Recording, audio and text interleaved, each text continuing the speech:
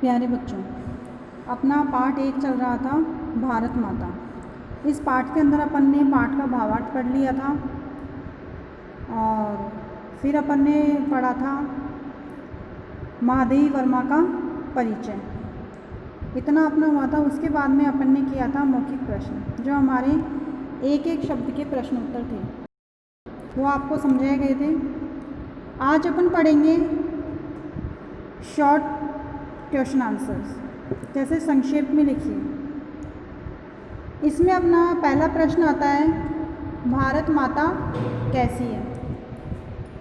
तो इस पाठ के अंदर भारत माता को किस प्रकार का बताया गया, भारत माता कैसी है, भारत माता की क्या क्या विशेषताओं के बारे में बताया गया है। तो भारत माता कैसी है, इसका आंसर उत्तर अपन लिखेंगे, भारत माता अनुराग, स्नेह, वरदान और शक्ति से युक्त है और भारत के मस्तक पर हिमालय रूपी मुकुट कमल के समान सुशोभित होता है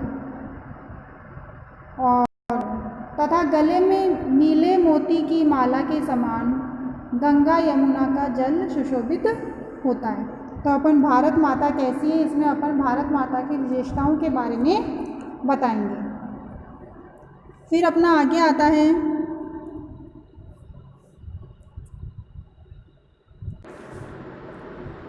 भारतीय मुक्त कंठ से क्या कामना करते हैं। तो हम भारतीय हमारे कंठ से क्या कामना करते हैं, हमारे हृदय से केवल और केवल भारत माता के मंगल की, हित की, लाभ की कामना करते हैं। फिर आगे आता है मंदिर, मस्जिद, गुरुद्वारे और चर्च किसके हैं। आपको बताया था कि हम सभी भारतीय भारत की भूमि के ऊपर विद्यमान है। अलग अलग धर्म जाति के लोग, जब हम लोग भारत के हुए, भारत माता के हुए, तो हमारे जो धर्म से जुड़ा हुआ जो भी धार्मिक स्थल है वो भी किसका होगा, भारत माता का होगा। तो इसका उत्तर अपन क्या लिखेंगे, मंदिर, मस्जिद, गुरुद्वारे और चर्च भारत माता के हैं। फिर आगे आता है हम भारतीयों की माता कौन है तथा वह हमारे साथ कैसा व्यवहार करती है। तो हमने पूरे पाठ में पढ़ा, हम भारतीयों की माता किसको बताया गया है, भारत माता को क्या कहा गया है, भारत की माता कहा गया है, भारत। आगे फिर आता है वह हमारे साथ कैसा व्यवहार करती है। मैंने आपको बताया था इंसान के पास जैसा होगा, जैसे उसके मन में विचार होंगे वैसा ही वो सामने वाले के पास प्रकट करेगा और सामने वाले को वह वही विचार प्रदान करेगा। तो भारत माता के पास कौन कौन से गुण विद्यमान हैं, अनुराग है, प्रेम है, स्नेह है, शक्ति है। तो भारत माता हमारे साथ कैसा व्यवहार करती है, भारत माता हमारे साथ अनुराग से युक्त, अनुरागमयी, वरदान युक्त, स्नेह युक्त और शक्ति युक्त, शक्तिमयी व्यवहार करती है। फिर आगे दे रखा है विस्तार से लिखिए, दी गई पंक्तियों के भाव स्पष्ट कीजिए। ये वाला प्रश्न आपको कॉपी के अंदर नहीं करना है, क्योंकि आपको पहले पाठ का पूरा भावार्थ लिखना है। जब अपन पूरा भावार्थ लिखेंगे तो ये वाला प्रश्न भी उसके अंदर शामिल हो जाएगा, इसलिए इस प्रश्न को अलग से नहीं करना है। फिर आगे आता है भाषा व्यवहार। भाषा व्यवहार मतलब व्याकरण बोध, व्याकरण से संबंधित प्रश्न जिसके अंदर पाए जाएं। इसमें पूछ रहा है दो दो पर्यायवाची शब्द लिखिए।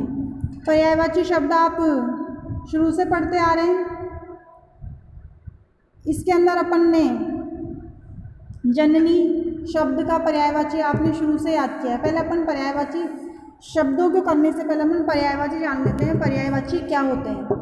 पर्यायवाची का मतलब होता है समान अर्थ वाले शब्द। जो शब्द तो बहुत सारे होंगे लेकिन उनका अर्थ क्या होगा, समान होगा, तो वो क्या कहलाएगा, पर्यायवाची कहलाएगा। जननी, जननी का आप शुरू से पढ़ते आ रहे हैं। जननी शब्द का, जननी का पर्यायवाची क्या क्या होगा, माता, माँ, अम्बा। गंगा का आपने शुरू से पढ़ा है, देवनदी, भागीरथी, सुरनदी। फिर शतदल, शतदल इस पाठ के अंदर नया आया। शतदल का मतलब होता है कमल, और कमल के पर्यायवाची आपको बहुत सारे आते होंगे, नीरज, सरोज, जलज, पंकज, ये सब क्या है, कमल के पर्यायवाची। तो शतदल का अपन एक पर्यायवाची कमल भी लिख सकते हैं। फिर आगे आता है यमुना। यमुना कुछ नया है। यमुना को क्या, यमुना किसकी पुत्री है? सूर्य की पुत्री है। तो इसका पर्यायवाची क्या हो सकता है? सूर्य सुता। सुता का मतलब होता है बेटी या पुत्री। तो सूर्य पुत्री भी लिख सकते हैं, सूर्य पुता भी सूर्य सुता भी लिख सकते हैं, और रवि तनया, तरिणी तनुजा, ये भी इसका पर्यायवाची हो सकता है। तनुजा का मतलब भी क्या होता है? बेटी होता है। फिर आगे आता है श्रुति सम भिन्नार्थक शब्दों से इस प्रकार वाक्य बनाइए कि उनका अंतर स्पष्ट हो जाए। पहला है चरण और चारण। उससे पहले अपन समझ लेते हैं श्रुति सम भिन्नार्थक शब्द, इसका मतलब क्या है। श्रुति का मतलब क्या होता है? सुनना। क्या मतलब होता है श्रुति का? सुनना। सम यानी समान रूप से, वे शब्द जो हमें सुनने में क्या लगे? समान लगे। लेकिन भिन्नार्थक, भिन्नार्थक यानी भिन्न यानी अलग, अर्थ यानी अर्थ, लेकिन उनका अर्थ कैसा हो? अलग हो। तो इसकी परिभाषा क्या हुई? वे शब्द जो सुनने में तो क्या लगे? समान लगे, लेकिन उनका अर्थ क्या हो? अलग हो। जैसे चिंता और चिता, सुनने में कुछ समान से हैं लेकिन इनका अर्थ क्या है? अलग है। जैसे दिन और दीन, सुनने में समान है लेकिन अर्थ क्या है? अलग है। ऐसे ही अपना पहला आता है चरण और चारण। तो पहले अपन इसका अर्थ लिखेंगे। चरण का मतलब क्या होता है? पैर या पांव। और चारण क्या है? एक जाति है। तो अपन इसका वाक्य बनाते हैं पहले चरण का। जैसे राम के चरण जहाँ जहाँ पड़े वह भूमि क्या हो गई? पवित्र हो गई। तो ये क्या हुआ? चरण। चरण का अर्थ स्पष्ट हो रहा है कि राम ने जहाँ जहाँ अपना पैर रखा वहाँ की भूमि क्या हो गई? पवित्र हो गई। अब आगे अपन लेते हैं चारण। चारण क्या है? जाति है, कि वह व्यक्ति चारण जाति का है।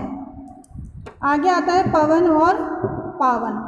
पवन आप सभी जानते हो, पवन किसे कहते हैं? पवन यानी वायु। जैसे पर्वत पर मंद मंद वायु चल रही है। पर्वत पर कैसी वायु चल रही है? मंद मंद पवन चल रही है। तो पवन का मतलब क्या होता है? वायु। आगे आता है पावन। पावन का मतलब होता है पवित्र। पावन का मतलब क्या होता है? पवित्र होता है। तो इसका अपन वाक्य क्या बनाएंगे? गंगा का जल क्या है? पावन है, पवित्र है। आगे आता है दशा और दिशा। दशा का मतलब होता है उसकी किसी सामने वाले व्यक्ति की हालत, या उसकी जो उस समय जो सिचुएशन होती है उसे क्या कहेंगे? दशा कहेंगे। उसका समय, दशा का मतलब होगा हालत। तो अपन इसका क्या लिखेंगे? उसकी दशा इस समय बहुत ज़्यादा खराब है। और दिशा, दिशा क्या होती है? जो अपन जानते हैं चारों तरफ की दिशाएं। जैसे किसी को मिलने वाला संकेत बिंदु। जैसे वह मनुष्य कहाँ गया है? वह मनुष्य पूर्व दिशा की ओर गया है। दिशा यानी उसका डायरेक्शन। तो आगे आता है निम्नलिखित शब्दों से भाववाचक संज्ञा बनाइए। भाववाचक संज्ञा किसे कहेंगे? पहले भाववाचक संज्ञा जानते हैं। भाववाचक संज्ञा क्या होती है? जो किसी भाव को दिखाए वो क्या कहलाएगी? भाववाचक संज्ञा कहलाएगी। जैसे शिशु, शिशु है, छोटा बालक है, तो अपन इसकी भाववाचक संज्ञा कैसे बनाएंगे? शिशुता, मतलब उसमें जो भोलापन है, जो उसके बालपन को दर्शा रहा है, वो क्या कहलाएगा? भाववाचक संज्ञा कहलाएगा। जिससे हमें उसके गुण दोष का पता चलता है। जैसे कोई मनुष्य बड़ा हो जाए और उसकी बुद्धि का विकास नहीं हो और वो छोटे बच्चों की समान हरकतें करने लगे, तो अपन क्या कहेंगे कि उसमें शिशुता विद्यमान है, मतलब उसमें अभी भी बालपन क्या है, विद्यमान है, बचपन विद्यमान है, क्योंकि उससे उसकी हरकतों से क्या चल रहा है, हमें उसके गुण दोष का पता चल रहा है। आगे आता है व्यक्ति। व्यक्ति की भाववाचक संज्ञा क्या होगी, व्यक्तित्व, दानव दानवता, निपुण निपुणता, निज निजता, ईश्वर ईश्वरत्व। आगे आता है निम्नलिखित शब्दों के पुल्लिंग रूप बनाइए। स्त्रीलिंग दे रखा है, इनको आपको पुल्लिंग बनाना है। जैसे विदुषी, विदुषी महिला के लिए आता है, तो विदुषी का पुल्लिंग शब्द क्या बनेगा, विद्वान। जब कोई महिला विद्वान होती है तब उसे हम क्या कहेंगे, विदुषी कहेंगे। और जब कोई पुरुष बहुत ज़्यादा होशियार होता है तो उसे हम क्या कहेंगे, विद्वान कहेंगे। आगे आता है साम्राज्ञी। साम्राज्ञी मतलब रानी, तो राजा को क्या कहेंगे, सम्राट। साम्राज्ञी का पुल्लिंग सम्राट। विधवा का विदुर, माता का पिता। अब आगे आता है इसका अपठित पद्यांश। तो चाहे पद्यांश हो चाहे गद्यांश हो, अगर उसके अंदर से क्वेश्चन आंसर निकालने पड़ रहे हैं, क्वेश्चन तुम्हें दिए हुए हैं, आंसर तुम्हें ढूंढने हैं, तो सबसे पहले अपठित गद्यांश और पद्यांश को हल करने के लिए हमें सबसे पहले गद्यांश और पद्यांश को ध्यान से पढ़ना आवश्यक है। कुछ बालक क्या करते हैं, सबसे पहले प्रश्न देख लेते हैं और प्रश्न देख करके आंसर देखते हैं। पद्यांश गद्यांश कुछ नहीं पढ़ेंगे, सीधा पहले प्रश्न पढ़ेंगे और डायरेक्ट उनका आंसर ढूंढने लग जाएंगे। उससे क्या होगा, जैसे कि 5 में से 4 के उत्तर तो हमें मिल जाते हैं, लेकिन एक प्रश्न ऐसा होता है जिसका उत्तर हमें नहीं मिलता। उसका उत्तर हमें कब मिलेगा, जब हम पद्यांश या गद्यांश को ध्यान से पढ़ेंगे। सही तरीका यही है। अपन ने पद्यांश और गद्यांश नहीं पढ़ा, पहले अपन ने हमारे 4 प्रश्न हल कर दिए, उनका उत्तर हमें मिल गया, ठीक है। फिर अपन जब 5वां प्रश्न हल करेंगे, उसका उत्तर अगर हमें नहीं मिल रहा है, फिर अगर हमने गद्यांश को पढ़ना शुरू किया, तब हमें उसका उत्तर मिलना क्या हो जाता है, थोड़ा मुश्किल हो जाता है, क्योंकि वो सारा क्या हो जाता है, कुछ समझ नहीं आ पाता उसके अंदर। इसलिए पहले गद्यांश या पद्यांश को पढ़ो, पहले उसका भावार्थ समझो, फिर तुम्हें प्रश्नों के उत्तर अपने आप मिलते जाएंगे, देखने की ज़रूरत भी नहीं पड़ेगी। तो पहले अपन पद्यांश पढ़ते हैं। फूलों से नित हंसना सीखो, भौरों से नित गाना, तरु की झुकी डालियों से नित सीखो शीश झुकाना। इसका मतलब क्या हुआ कि फूलों से नित हंसना सीखो। मनुष्य का स्वभाव कैसा होना चाहिए, फूलों के जैसा होना चाहिए। चाहे कैसी भी परिस्थिति आ जाए, लेकिन उसका चेहरा कैसा होना चाहिए, हमेशा फूलों की तरह मुस्कुराता हुआ होना चाहिए। जैसे फूलों के बीच में क्या होते हैं, कांटे भी होते हैं, तो कांटों को देख के ऐसा तो नहीं है कि वो फूल मुरझा जाता है, बल्कि क्या होता है, वो खिला का खिला रहता है। तो फूलों से चाहे कैसी भी परिस्थिति आ जाए, लेकिन मनुष्य को हमेशा कैसा रहना चाहिए, हंसता मुस्कुराता रहना चाहिए। किसके समान, फूलों के समान। तो ये सीख हमें किससे मिलती है, फूलों से मिलती है। भौरों से नित गाना, और भंवरे क्या करते हैं, हमेशा अपना गुंजन करते रहते हैं। किसके ऊपर, फूलों के ऊपर। तो मनुष्य की चाहे कैसी विकट परिस्थिति आ जाए, उसको हमेशा गुनगुनाते रहना चाहिए। तरु की झुकी ढालियों से नित सीखो शीश झुकाना। तरु यानी वृक्ष। वृक्ष की डालियाँ हमेशा कैसी होती है, झुकी हुई होती है। तो वो झुकी हुई ऐसे तो है नहीं कि वो हार मान के झुक गई है, उनको बहुत ज़्यादा वजन लग रहा है। तो वृक्षों की डालियों से हमें कैसे रहना चाहिए, क्या सीखना चाहिए, हमेशा दूसरों के सामने सिर झुकाना हमें सीखना चाहिए। सूरज की किरणों से सीखो जगना और जगाना। जो सूरज की किरणें होती हैं वह दूर से आती हैं और किरणों को देखते ही पशु पक्षी क्या होते हैं, जाग जाते हैं, और सुबह सुबह उनका चहचहाना, पक्षियों का चहचहाना शुरू हो जाता है। तो सूरज की किरणें हमें क्या सिखा रही हैं, खुद भी जागो और दूसरों को भी जगाओ। पक्षी जब चहचहाते हैं तो मतलब वो खुद तो जाग चुके हैं, जब भी चहचहा रहे हैं, और वो चहचहा करके क्या करते हैं, दूसरों को भी जगाते रहते हैं। तो सूर्य की किरणों से हमें क्या सीखना है, जगना और जगाना सीखना है। लता और पेड़ों से सीखो सबको गले लगाना। जब लता होती है, पेड़ तो बिना किसी सहारे के अपने आप बड़ा हो जाता है, लेकिन लता क्या करती है, पेड़ के हमेशा लिपट करके बड़ी होती है और ऊपर तक पहुंचती है। तो इस लाइन से क्या सिखाया है कि मनुष्य को लता और पेड़ों से क्या सीखना चाहिए, हमेशा एक दूसरे के गले लगना सीखना चाहिए। जैसे कि लता पेड़ का सहारा लेकर के अपनी ऊंचाइयों तक पहुंच गई उसको गले लगा करके, वैसे ही मनुष्य को आपस में मिलजुल करके क्या करना चाहिए, अपनी ऊंचाइयों पर पहुंचना चाहिए। दीपक से सीखो जितना हो सके अंधेरा हराना। और दीपक से क्या सीखना चाहिए कि जितना हो सके हमें क्या करना है, अंधेरे को मिटाना है। क्योंकि दीपक क्या होगा, दीपक में जितनी क्षमता होगी वह उतनी ही दूर को क्या करेगा, रोशन करेगा। तो दीपक हमें क्या सिखा रहा है कि मेरे वश में क्या है, केवल इतनी सी दूर का अंधेरा, मैं अंधेरा दूर कर सकता हूँ। वैसे ही मनुष्य को क्या सीखना चाहिए कि जैसे ये दीपक, छोटा सा दीपक अपनी इतनी दूर का अंधेरा नष्ट कर रहा है, वैसे ही मनुष्य को भी जितना हो सके दूसरों के जीवन में आए हुए अंधेरे को नष्ट करना सीखना चाहिए। पृथ्वी से सीखो जीवों की सच्ची सेवा करना। ये पृथ्वी है, धरती माता है, भारत माता है। पृथ्वी के ऊपर बहुत सारे जीव जंतु रहते हैं, जहरीले भी रहते हैं, कुछ ऐसे भी रहते हैं जिनको हम हाथ लगाना भी पसंद नहीं करते। उनको देखते ही क्या होती है, हमारे मन में घिन सी आती है उन्हें देखते ही, ऐसा होता है।